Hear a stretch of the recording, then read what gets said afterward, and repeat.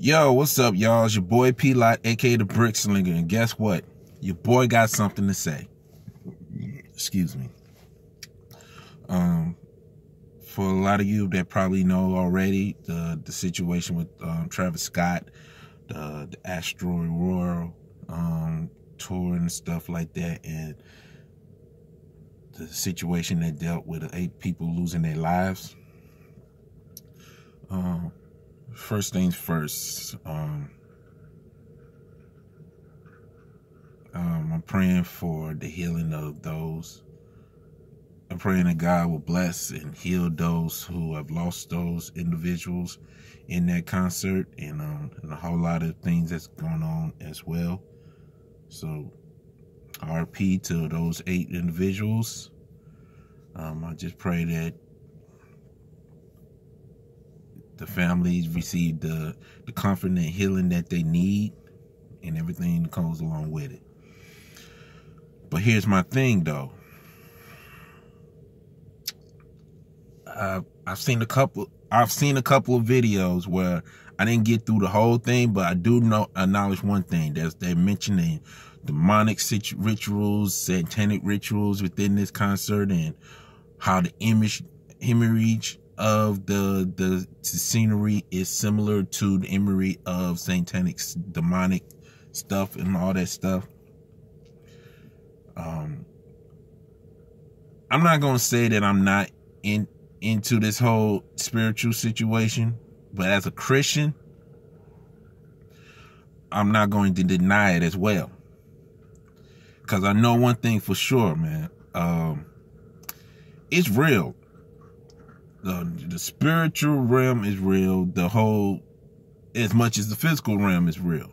But we're not going to get into it as I'm not going to get into it, not because I don't want to. I'm not getting into it because at this point I need to get into.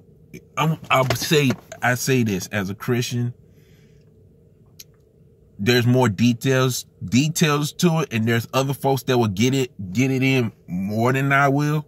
So I suggest you will have to do more research and find those who understand this more than me, until I provide more information and more details when it comes to that. But I will say this, for the parents that will allow their children to tap into such a thing, and even allow them to partake in concerts that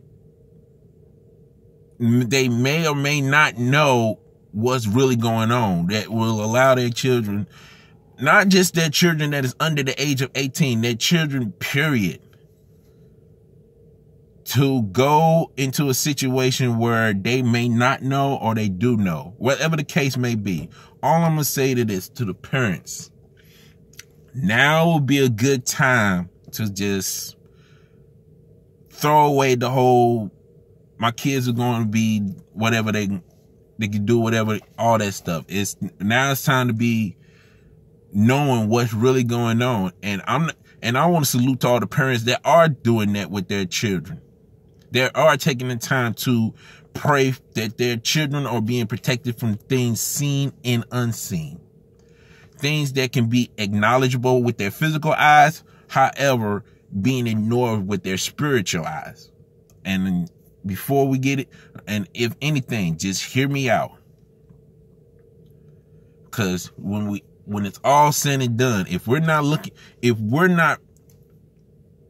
don't take the time to ask God to protect us from things that we can see and the things that we can't see, then we should not get mad at God if he doesn't do what you ask him to do. Although God is paying attention to all details, whether you want to believe it or not, that's on you.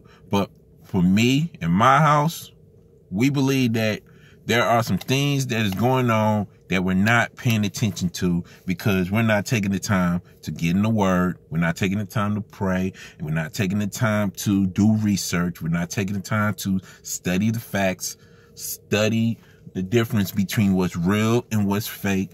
We're not taking the time to understand that there are some things that is beyond are understanding that there's a reason why we should trust in the Lord with all our heart, with all our mind, with all our strength, and lean not to our own understanding, because our own understanding has either been limited or has been hit or has been touched, suppressed with a threshold.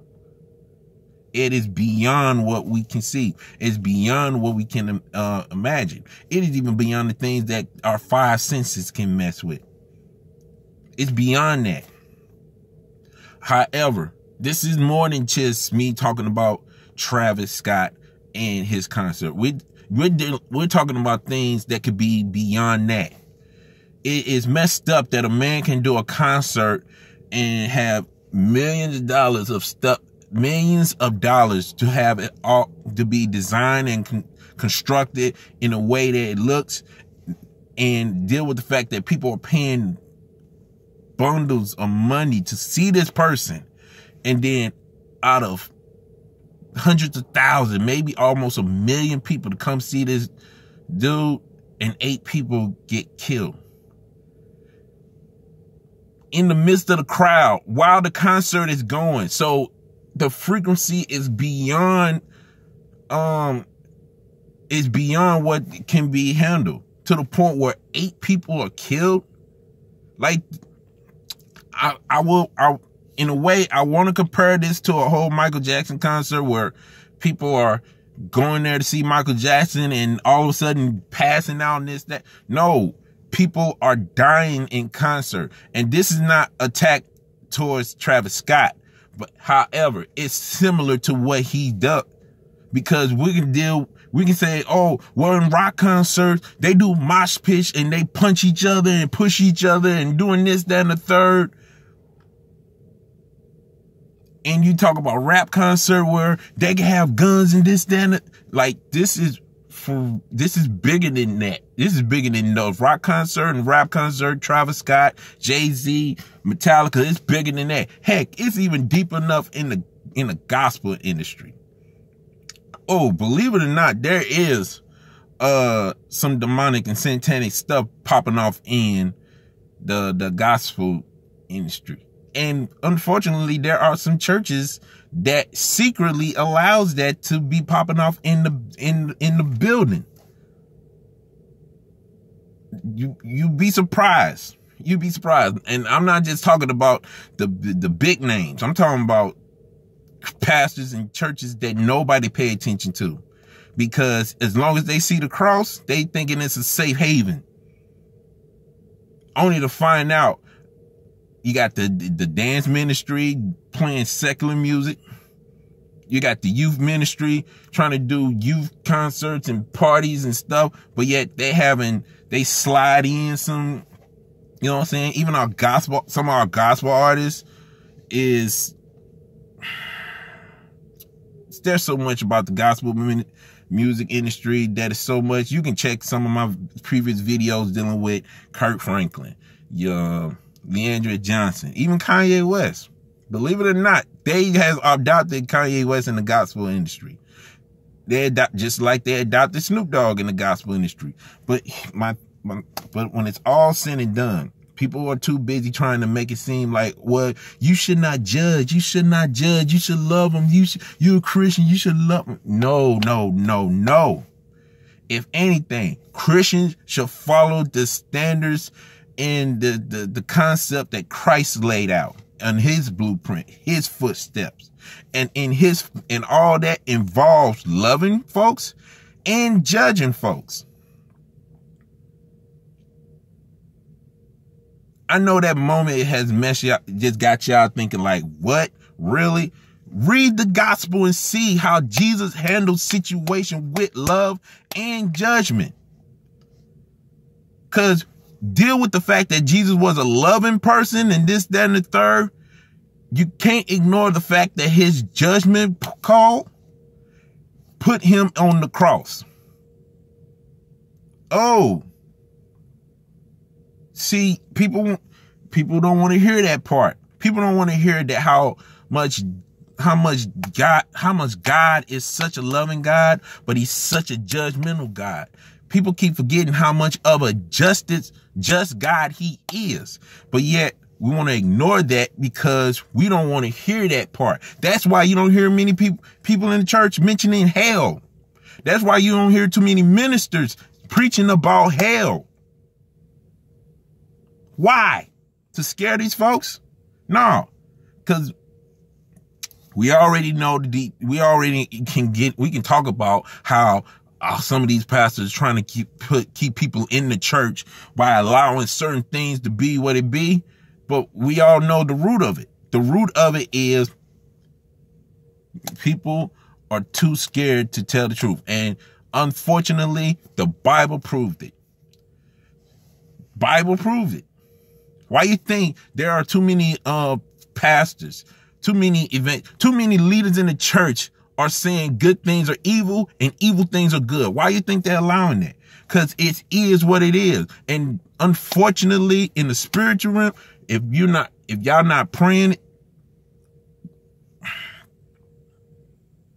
but you know what?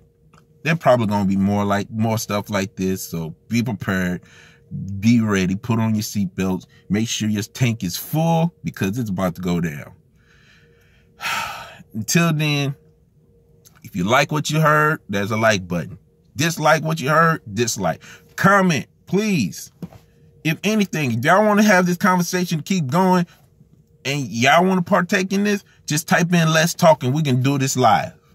And like I always say, man, we can disagree all day, every day. But as long as we're respectful, we don't have to worry about it. Just don't be disrespectful. That's all I'm saying. Because at the end of the day, I'm still a work in progress. I'm still a work in progress. When you hear people, when I say God is not through with me, man under construction for real. Till then, it's your boy P-Lot, aka the Brick Slinger. And as always, continuing to sharpen one another. Support the kingdom. Take care and God bless.